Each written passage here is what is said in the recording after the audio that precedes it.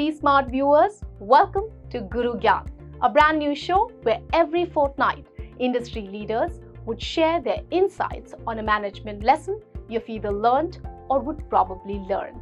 We begin with an eminent industry personality and corporate advisor, author of 17 books on business and management, Mr. R. Gopalakrishnan, the non-executive chairman of Castrol India and former executive director, Tata Sons. He speaks on change management for future leaders. An IIT Kharagpur alumnus and a Harvard Business School protege himself, Mr. Gopalakrishnan gives us unique insights into how the future manager should adapt and evolve for a world staring at artificial intelligence. Over to Mr. Gopalakrishnan. In this episode, I would like to talk to you about the changing role of a leader in a business organization. You know, that there is change is not in any doubt. We can see it all around us and we can see it in our organizations. So we don't need to spend much time in this video talking about the fact that organizations are changing, markets are changing, and the leaders also need to change. Those I can take for granted. But what I would like to do is in three parts touch upon or expand or develop this subject. The first part that I would like to develop is that change is ongoing. It is not something that has started suddenly in the last 10 or 15 years. The question that is in my mind about change is it something new? And frankly, when I used to talk to my grandfather, he felt that change was tectonic from his point of view. And my father used to say the same thing. So change is an ongoing process. Nature shows you that change is not something that starts and stops, but is an evolution. What we need to concern ourselves with is not recognizing that change is upon us, but to recognize what are the dimensions of that change and how we can adapt to it. The second part I would like to explore is what are the dimensions of change that we as future leaders must think about. So that leads me to the substantive part of what are the dimensions of the change. There are three areas of a leader's operation in which the change dimensions manifest themselves. The first one I call is the development of new hard skills. The second thing I would like to point out is the development of new soft skills. And the third one I would like to point out is the development of a new leadership style. So, hard skills, soft skills, and leadership style. Let me cover these three S's very briefly so that the point is clearer, at least what is in my mind is clearer. You know, talking about hard skills, the fact of the matter is that we are living in times where technology is a huge disruptor. Hyperconnectivity is a given. There is nothing to discuss. When I began my career 50 years ago, we used to have exactly the same discussion. How will computers change our lives? Will it create joblessness? Will it create mammoth machines which will do the things that human beings used to do up until then? And will it displace human beings from their zone of comfort? We are having exactly the same questions now with regard to AI. But if you look at what is the impact technology has, it is working to displace old jobs and create new jobs. I mean, there was nothing called a data scientist 50 years ago. There was nothing called a program assistant 50 years ago. In the same way, AI will create new jobs because of the impact of not just AI, but the cumulative impact of 3 or 4 huge changes that are happening around us. The first I would like to point out to social media. Social media is not discussed with any seriousness except in general newspapers, but it is a huge disruptor because it changes the way we think, it changes the way we behave. If social media wasn't there, I don't think the world would be so polarized as it is now. I'm not passing on blame, but I'm just pointing out a factor in social media which is impacting us. And social media also, in fact, impacts people working in companies, people working in institutions and organizations, and will create fissures that were not known 30 years ago. So, social media, I believe hyperconnectivity, like computers, like artificial intelligence, create an atmosphere which has good outcomes and also not so good outcomes. And it is to that I want to address myself. The second technology change is biotech. Biotech is something that is changing all sorts of things, including agriculture. I mean, something as old as agriculture. Drones, data analysis, artificial intelligence are affecting things like agriculture, information processing. And the third one that I would like to point out is ESG, environment and sustainability and governance. Now, if I put these three together, AI, social media, ESG, and biotech, we are talking of an entirely different ballgame than we have known in the past. And the third thing I would like to talk about is what is the demand it places on leadership development training at B schools, in companies, at institutes of management, and so on. Now, how is it possible for a future leader to be an expert in all of these? The short answer is you can't be an expert in all of this. Don't spend your time trying to read up and become acquiring deep knowledge in each of these. It is a fruitless exercise. Just like 50 years ago, you could not spend all your time trying to become an expert in accountancy and mechanical engineering and design and production engineering. So you have to make choices. But what will distinguish the future leader from other managers, if I may use that word, is that they will have integrative skills, not deep skills. The ability to integrate these various technologies. You must know enough of them to understand and comprehend what you are being told. But your knowledge will not and need not be deep enough for you to challenge somebody else. So think of this as one of the leadership traits that people must learn in areas of hard skills. Then comes the area of soft skills. Now, you've always required soft skills to be a good manager or leader. There's nothing new. But here is what's coming as new.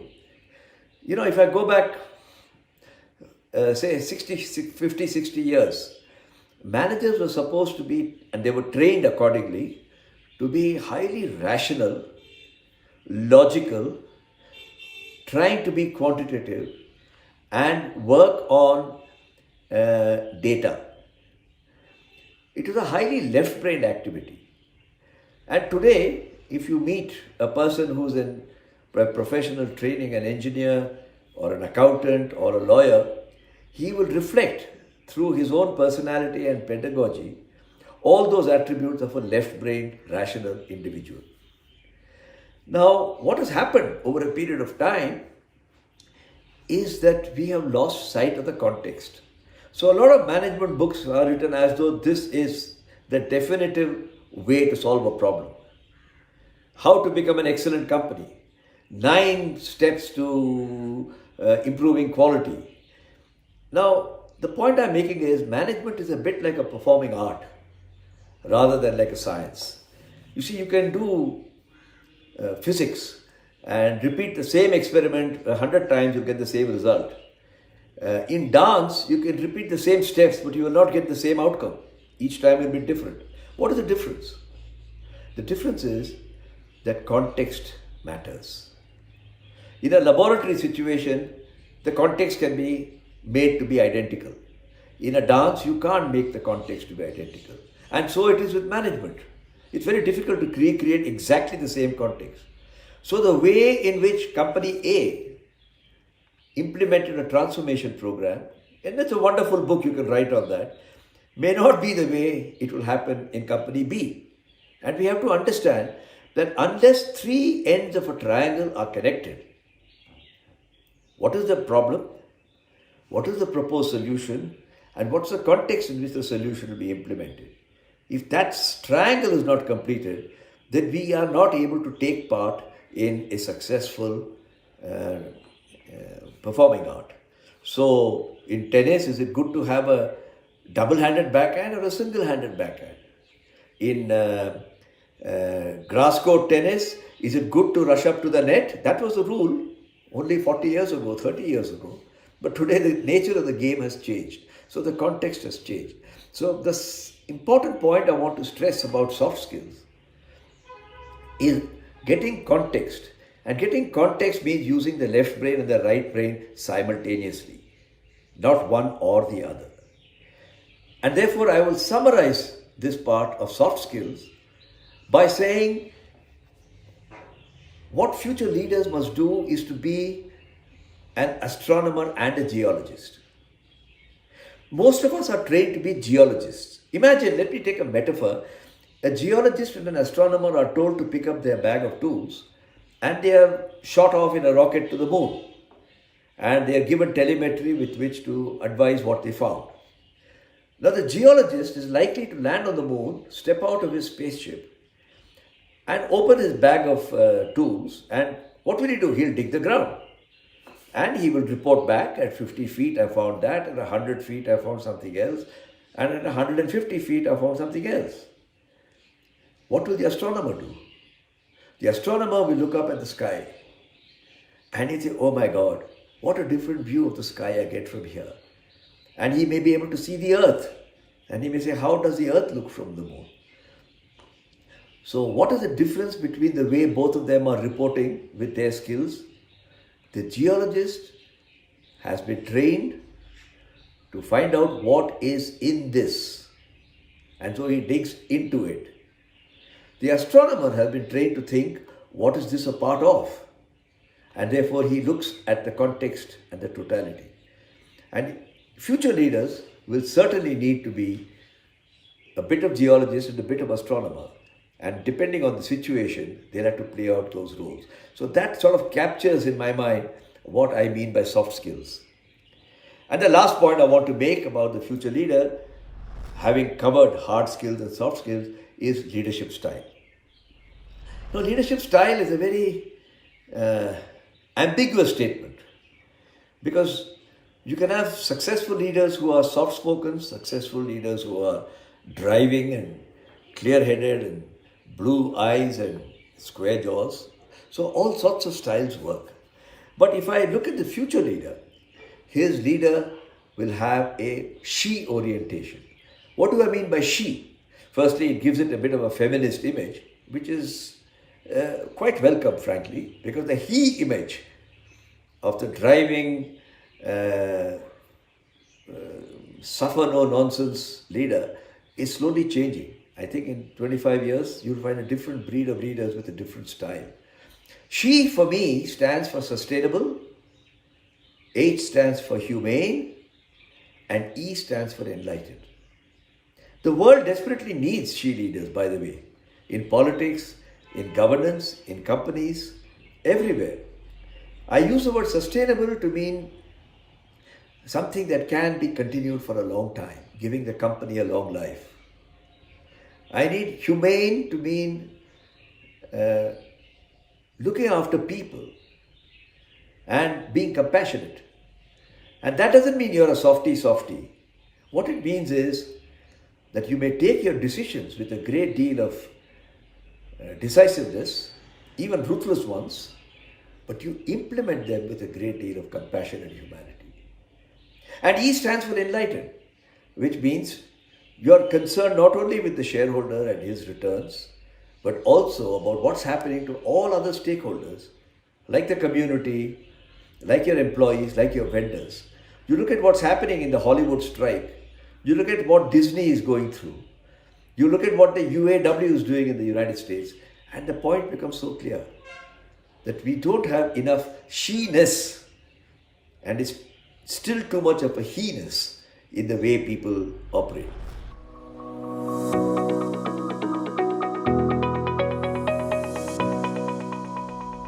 In terms of training of young people, Initially, we trained people to have high intelligence and IQ, and IQ was measured. And very often, interviewing skills, what management schools teach you, is in the IQ area. In the last 25 years, the EQ revolution has happened thanks to Daniel Goleman and others. And you're supposed to be able to imagine the other person's plight and commiserate with the person. And I'm saying the future leader will have, of course, have IQ and EQ, but will also develop AQ. AQ stands for adaptability quotient. The future leader will take lessons from the way nature is. Nature is never standing still. It's changing and evolving all the time. And so will the future leader. So IQ plus EQ plus AQ will deliver the future leader. I hope it's given you some food for thought. You may not agree with everything, and I'll be very happy if you let me know your points of disagreement through writing to Business Standard. Take care and bye-bye. Great pleasure to talk to you. Thank you, Mr. Gopalakrishnan. Be Smart viewers, hope you enjoyed the show and got an insight into how change management can be looked at for the future. Change is inevitable, but what kind of change we need going ahead is the relevant takeaway here. See you in a fortnight. Please don't forget to write to us with your questions and your feedback at bsmart.edit@bsmail.in.